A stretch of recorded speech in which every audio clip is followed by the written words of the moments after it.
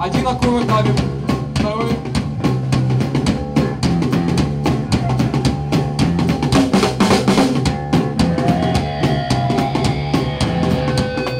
Rock Summer 2014 положил начало летнему сезону концертов во Владикавказе. Под крышей Дома кино собралось немало фанатов этого музыкального направления. Люди самых разных возрастов пришли сюда, чтобы услышать творчество владикавказских рок-групп. Да, это 5 групп местных, абсолютно разных, так скажу.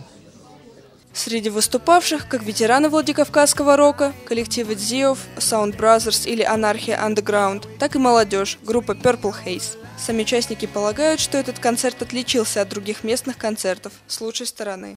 Этот рок-концерт отличается очень сильно, здесь больше людей, больше музыкантов, больше драйва, и намного круче все. Обычно бывает человек 20, стоят они как амебы вот по стойке смирно, и там 6-7 человек там танцуют, зажигают. Сейчас вообще просто чума. Тахир Кулебеков, представитель старой рок-гвардии Владикавказа.